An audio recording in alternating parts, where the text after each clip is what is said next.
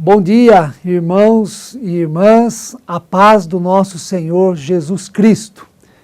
Que Deus nos abençoe por meio desta aula, do culto que teremos logo mais, e você é bem-vindo e bem-vinda nesta oportunidade que temos de juntos estudarmos a palavra do Senhor.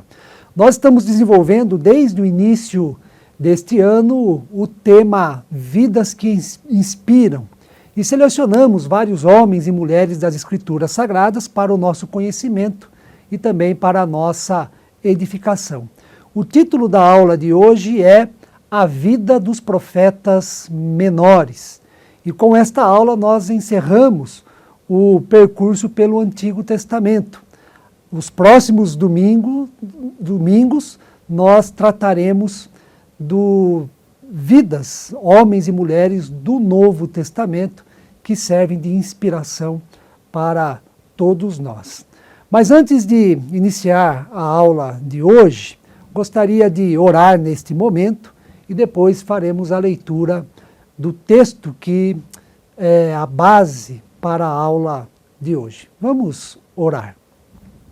Nosso Deus e Pai, a nossa gratidão por este dia, a nossa gratidão porque as Tuas misericórdias são renovadas em nós a cada manhã. A nossa gratidão por este momento em que lemos a Tua Palavra, refletimos sobre ela, momento este de edificação para todos nós. E pedimos, ó Pai, que o Teu Santo Espírito possa nos proporcionar este conhecimento, esta sabedoria, a fim, ó Pai, de vivermos e testemunharmos do Teu amor, da Tua graça e da Tua vontade no mundo em que vivemos. Abençoa-nos, ó Pai, durante este período de estudo. Em nome de Cristo Jesus que oramos. Amém. Quero ler apenas um versículo para iniciarmos a nossa aula. Versículo este que se encontra na segunda carta do apóstolo Pedro. Segunda carta do apóstolo Pedro, capítulo 1, versículo de número 21. Nos diz assim a palavra do Senhor: porque nunca, jamais qualquer profecia foi dada por vontade humana. Entretanto, homens santos falaram da parte de Deus, movidos pelo Espírito Santo. Jamais qualquer profecia foi dada por vontade humana. Homens santos falaram da parte de Deus, movidos pelo Espírito Santo. Quero responder a 4 perguntas na aula de hoje. A primeira pergunta é: quem são os profetas menores? Quem são os profetas menores? Mas antes de responder esta pergunta, quero destacar uma consideração importante feita, aliás, pelo presbítero Ítalo na aula do domingo passado em relação a esta designação, profetas menores, e, consequentemente, isso subentende que há também a menção aos profetas maiores, né? Os chamados profetas menores, né, não significa, essa designação não significa que eles têm menos importância, né? Pelo contrário, todos os profetas são importantes, tiveram ministérios relevantes de acordo com a vontade de Deus, e não é pela importância da profecia ou da atuação profética no contexto em que eles viveram que nós designamos, né, chamamos alguns de profetas maiores e outros de profetas menores, né? Os profetas maiores são Isaías, Jeremias, Ezequiel e também Daniel. Os demais profetas são considerados menores, tão somente pelo fato do conteúdo do livro de cada profeta. De fato, esses profetas maiores têm um livro mais extenso, mais longo, por isso são chamados de profetas maiores. Os profetas menores, tendo a mesma importância em relação aos profetas maiores, porém, o livro que eles escreveram, que nós temos em mãos hoje, são menores. Por isto, esta designação de profeta menor. Não em relação à importância, mas à quantidade do que nós temos em nossas mãos no dia de hoje. Mas voltemos à nossa pergunta: quem são os profetas menores? Novamente eu cito o presbítero Ítalo, porque num dos slides da aula da semana passada, o presbítero Ítalo apresentou a todos nós quem são os profetas menores. São eles: Oséias, Joel, Amós, Obadias, Jonas, Miqueias, Naum, Abacuque, Sofonias, Ageu, Zacarias e Malaquias. É claro que nesta aula não é possível a gente tratar da vida de cada um destes 12 profetas menores, né? Nós poderíamos até planejar, né, uma sequência de 12 domingos, né, e dedicar cada aula a esses profetas, a um desses profetas, né? Mas o nosso propósito hoje não é falar da vida dos 12, né, de maneira específica, até porque não temos tempo o suficiente para isto, né? No entanto, o nosso interesse é tratar do ministério profético, né, de forma geral, né? O que, por serem profetas, né, o que é característica comum entre estes 12 profetas chamados de menores em nossos dias, né? O nosso interesse, então, é tratar daquilo que é comum, daquilo que é base, daquilo que é compartilhado por esses profetas no sentido de serem profetas de Deus, considerando o contexto em que atuaram. Então, o nosso interesse é tratar da profecia em geral, ou seja, o que é um profeta, o que é profecia na Bíblia, qual o conteúdo da profecia e, por fim, quero, na conclusão, destacar, né, alguns aspectos relevantes para nós hoje em relação à profecia bíblica. Primeira pergunta já está respondida: quem são os profetas menores? A segunda pergunta da nossa aula a ser respondida é: em que contexto atuaram os profetas menores? Em que contexto atuaram os profetas menores? Eu quero apresentar aqui uma tabela, né, classificatória para falar um pouco deste contexto, um pouco da região, né, em que cada profeta se situa, mas já destaco que não é uma classificação precisa. Entre os estudiosos da Bíblia, né, sempre há perspectivas, né, diferentes em relação à localização destes profetas menores. Mas essa tabela nos dará uma ideia, proporcionará uma possibilidade da gente compreender um pouco o contexto em que eles atuaram, mas não é algo preciso. Muitas pesquisas estão sendo realizadas para que, de fato, haja cada vez mais precisão, né, no que diz respeito à atuação desses profetas menores. Bom, a tabela está projetada, né, nós vemos que no Reino do Norte, o povo de Israel é dividido, né, entre o Reino do Norte e o Reino do Sul, né, entre Israel e Judá, mas no Reino do Norte, né, nós temos a atuação do profeta Oséias, Amós, Joel e Jonas. Já em Judá, no Reino do Sul, atuaram, né, o profeta Isaías, Jeremias, Obadias, Miqueias, Naum, Abacuque e também Sofonias, né? E nós temos, né, como um evento histórico importante do povo de Israel o cativeiro babilônico, né? Alguns estudiosos classificam, né, os profetas do cativeiro como Ezequiel e Daniel, né? E também os profetas da restauração, pós-cativeiro babilônico, né, e sendo contextualizados, né, os profetas Ageu, Zacarias e também Malaquias, né? novamente eu repito, não é uma classificação precisa, até porque, né, se nós lermos, por exemplo, o livro do profeta Isaías, né, há 3 livros, né, do profeta Isaías, um antes do cativeiro babilônico, um durante e um também depois do cativeiro babilônico, né. Alguns também colocam Obadias, né, como um profeta do cativeiro, né. Mas como eu falei, né, isso aqui dá uma ideia para a gente situar, né, é uma proposta, né, para nós situarmos os profetas no contexto em que eles atuaram. Tá? A terceira pergunta da nossa aula, né, o que significa profeta? O que significa profeta na Bíblia? Né?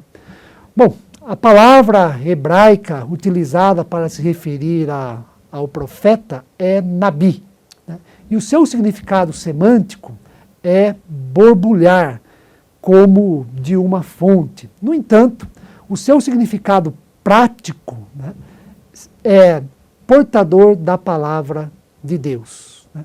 O profeta é aquele que é portador da palavra de Deus. E nós vemos isso, né, em todos os livros dos profetas, inclusive os profetas maiores, mas também nos profetas menores, né, cada um dando testemunho, né? Veio até mim a palavra do Senhor, veio a mim a palavra do Senhor. Então, o significado de profeta na Bíblia é exatamente este, né? Portador da palavra de Deus. Né?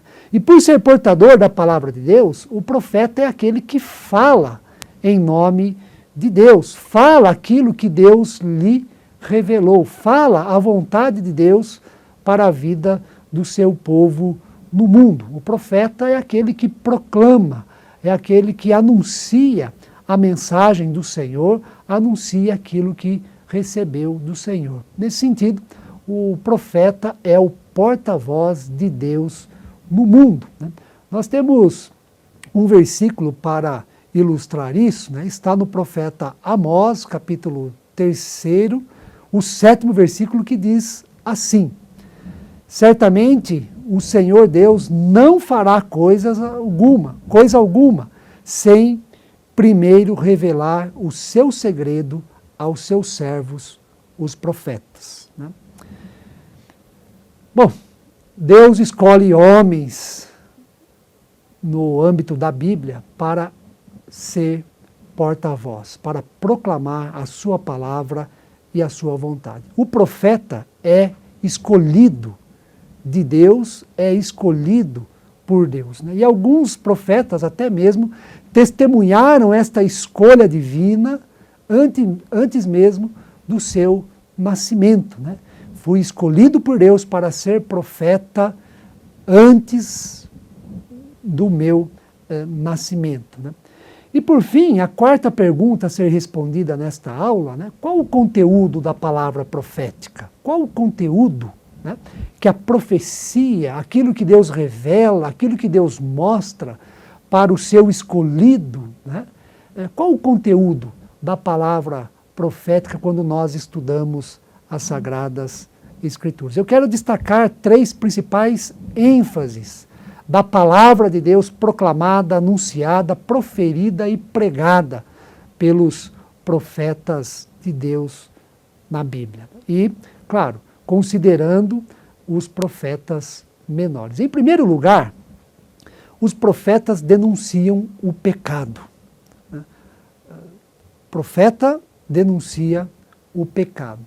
Os profetas menores, cada um no seu contexto, na sua época, denunciaram, por exemplo, o pecado cometido pelo povo em geral, mas também o pecado cometido pelos juízes, né, o pecado cometido pelos sacerdotes, aqueles que eram responsáveis pelo templo, né, pela celebração, pela adoração a Deus, e por fim também os profetas denunciam os pecados cometidos pelos reis. E a principal evidência do pecado denunciado pelos profetas se dá pela idolatria, né, quando o povo, reis, juízes adoravam, por exemplo, a outros deuses e não a Deus como o único Senhor, é o pecado da idolatria, o povo se desviando, né, dos caminhos do Senhor, e também os profetas denunciam os pecados caracterizados pela injustiça. Né? Ser incorreto, fazer o mal, explorar a outra pessoa, né, explorar aquele que está fragilizado, caracteriza pecado na profecia bíblica. Né? É por isso que nós temos a clássica expressão, né, do cuidado que todos deveriam ter para com as viúvas, para com os órfãos e também para com os estrangeiros. Né? Prejudicar a dignidade, extrair aquilo que é o básico da vida de uma pessoa é pecado, e isto passa a ser denunciado pelos profetas. É por isso que o profeta é perseguido. Né? O povo não gosta dele, os juízes não gostam deles, os reis não gostam deles. Né? Por quê? Porque o profeta é aquele que toca na ferida. Ele denuncia o pecado, ele anuncia, ó, você está errado diante de Deus. E isto não é a vontade de Deus. E sendo assim, o profeta passa então a ser perseguido, alguém que é mal visto, mal julgado, alguém que incomoda, né? E por isso também que nós temos como testemunho de vida destes profetas, né, o sofrimento, a perseguição, muitas vezes a prisão. Né? E a vida do profeta não era fácil no período bíblico, como também não é fácil em nossos dias. Mas nós queremos exemplificar isso, né? Os profetas denunciando o pecado, ou os pecados do povo, dos juízes, dos reis e também dos sacerdotes. O profeta Amós, por exemplo, é chamado de o profeta da justiça social. Em Amós, capítulo 2, o 6º versículo, nós encontramos o seguinte: assim diz o Senhor, não perdoarei Israel por seus 3 crimes, e agora por mais este. Vendem o justo por dinheiro, o indigente por um par de sandálias, esmagam a cabeça dos fracos no pó da terra e tornam a vida dos oprimidos impossível. Este é o conteúdo da profecia, na denúncia do pecado, na prática da injustiça em relação àqueles que poderiam governar bem, de maneira justa, honesta e, nesse sentido, aliviar o sofrimento de quem está numa situação de vulnerabilidade. Né? Mas, no contexto do pecado, né, quando o povo está na idolatria, quando as autoridades promovem a injustiça, o culto é rejeitado. O culto que é feito em adoração a Deus é rejeitado pelo próprio Deus. Isto porque, na mensagem profética, nós encontramos que o culto desvinculado da justiça não agrada a Deus. Deus reprova este culto. Quando o povo, quando os líderes, seja de Judá, seja de Israel, se ajuntam para celebrar a Deus, para orar, para pedir as bênçãos de Deus, porém, no dia a dia, cometem injustiça, praticam injustiça, este culto Deus rejeita. Novamente, em Amós, no capítulo 5, os versículos 21 a 23, nos diz o seguinte: aborreço, desprezo as vossas festas, e com as vossas assembleias solenes não tenho nenhum prazer. E, ainda que me ofereçais holocaustos e vossas ofertas de manjares, não me agradarei deles, nem atentarei para as ofertas pacíficas de vossos animais cevados. Afasta de mim o estrépito dos teus cânticos, porque não ouvirei as melodias das tuas liras. Palavra difícil, né? Palavra forte. Deus rejeita o culto que justifica a injustiça social. Deus rejeita o culto aliado à injustiça social. Mas a segunda ênfase da profecia bíblica, né, anunciada, proclamada pelos profetas de Deus, é que os profetas também, por causa do pecado, anunciam o juízo de Deus.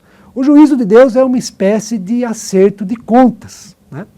Para os profetas haverá o dia, só que este dia é com D maiúsculo, né? Haverá o dia determinado por Deus, escolhido por Deus, em que todo mal no mundo será julgado. É o dia do juízo, o dia do julgamento divino. E em alguns profetas, né, a palavra do juízo divino é para o povo de Israel, o povo de Deus escolhido, o povo de Deus eleito. O juízo é para Judá, né? Deus vai julgar o seu povo por tudo aquilo que ele fez. Mas também, em outros profetas, né, o juízo divino atingirá todas as nações. Né? Todas as nações, toda a humanidade será julgada por Deus. Nós temos esta diferença de ênfase, né? Os profetas anunciam o juízo divino, porém, em alguns profetas, esse juízo é para o povo de Deus, né? Israel ou Judá, porém, outros profetas anunciam o juízo de maneira universal a todas as nações. Bom, quem permanecer fiel a Deus, foram, né, como em alguns profetas, pertencer ao remanescente fiel, o povo que vive em fidelidade a Deus, um povo que pratica a vontade de Deus, esse será recompensado neste dia, né, no julgamento divino. E claro, aqueles que cometeram o pecado serão castigados. É daqui que surge a noção, né, do julgamento de Deus no sentido escatológico, né, que nós aguardamos, né, o dia da vinda de Jesus em que Deus julgará, né, o grande julgamento de todas as nações, de todos os povos, de todas as pessoas. Um exemplo deste dia, né, do juízo de Deus anunciado pelos profetas está em Sofonias, no capítulo 3º, versículo 8º. Nos diz assim a palavra do Senhor: Ah, que dia! Porque o dia do Senhor está perto e vem como assolação do Todo-Poderoso. Nós temos também, nesse sentido, Joel, né, o profeta Joel, no capítulo 1º, versículo 15, anunciando: Esperai-me, pois, a mim, diz o Senhor, no dia em que eu me levantar para o despojo, porque a minha resolução é ajuntar as nações e congregar os reinos, para sobre eles fazer cair a minha maldição e todo o furor da minha ira, pois toda esta terra será devorada pelo fogo do meu zelo. Palavra difícil, né? Difícil de ouvir, difícil de visualizar, de compreender, de assimilar, mas o julgamento divino é anunciado pelos profetas. E por fim, a terceira ênfase da profecia bíblica, que nós encontramos nos profetas maiores, nos profetas menores também, é que, apesar de denunciar o pecado, de anunciar o dia do juízo, né, a profecia bíblica também é portadora da esperança e da salvação. Os profetas são pregadores da esperança, pregadores da salvação divina. Os profetas também anunciam, proclamam, ensinam que Deus agirá para salvar o seu povo, Deus agirá para curar a terra do mal promovido pelo pecado humano. E Deus fará isto enviando o Messias, o ungido, aquele que é o Salvador, aquele que é o Senhor, aquele que é o Redentor. E por meio do ungido, do Messias, Deus estabelecerá a justiça, estabelecerá a salvação, a cura para todo o mal existente neste mundo.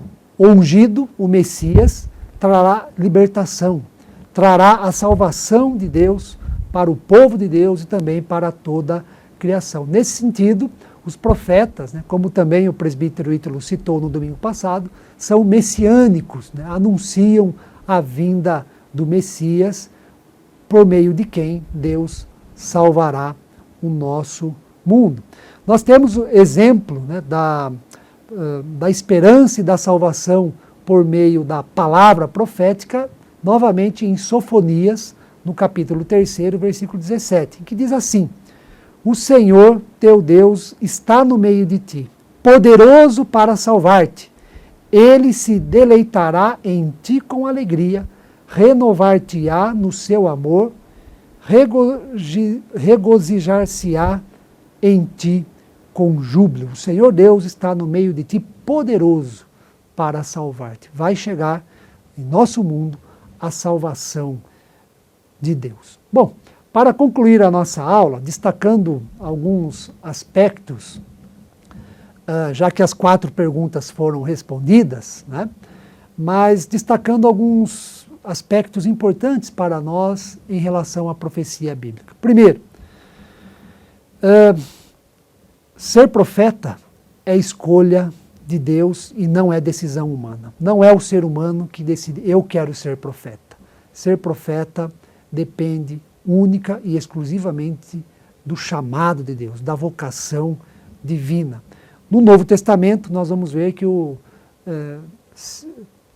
ministério da profecia é dom do Espírito Santo, é presente, é capacitação do Espírito Santo. Então, a origem, né, de toda profecia, de todo profeta, está nas mãos de Deus, está por iniciativa divina.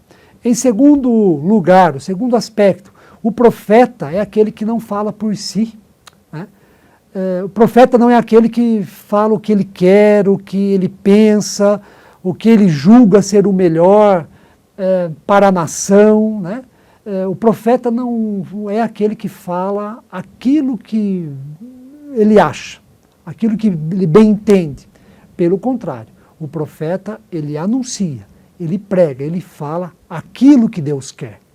É por isso que todo profeta que se esquece de Deus e olha mais para si e fala de si, é chamado na Bíblia de falso profeta. E nós devemos tomar cuidado com os falsos profetas. Isso está no Antigo Testamento, Jesus no Novo Testamento também já nos exorta sobre isso, né?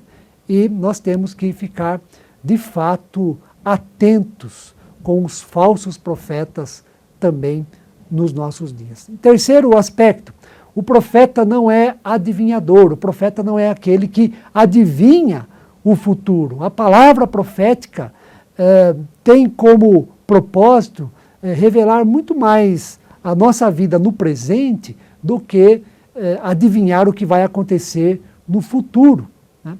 O profeta é aquele que tem a palavra de Deus, muito mais para a nossa vida hoje do que para o que vai acontecer amanhã, o mês que vem, o ano que vem. Né? Tem muita gente que, infelizmente, ainda hoje pensa no profeta como como alguém que adivinha o futuro. Né? E a Bíblia é contra a adivinhação. Quarto aspecto, existem os falsos profetas, como nós já falamos há pouco, aqueles que enganam o povo de Deus, aqueles que anunciam mensagens como se fossem de Deus, mas que no fundo são palavras humanas. São palavras que agradam os reis, as autoridades, os juízes, são palavras que agradam os sacerdotes, né? São palavras que se aliam aos sacerdotes, mas que no fundo têm benefício próprio, né? E nós devemos ficar atentos, espertos em relação aos falsos profetas. Né? Os falsos profetas, né, são aqueles que anunciam paz, paz, paz, mas que na verdade não há paz. Né?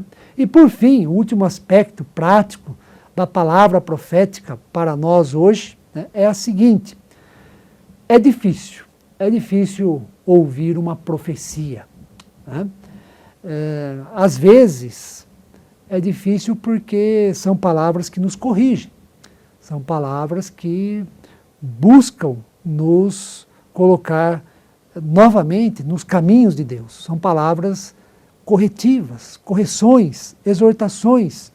Por isso, nem sempre é agradável, é prazeroso ouvir a palavra profética. No entanto, a palavra profética também é de consolação, também é de esperança, também é de salvação, também é palavra que nos dá a paz, que nos dá alegria, porque é a palavra que nos coloca no caminho do Senhor.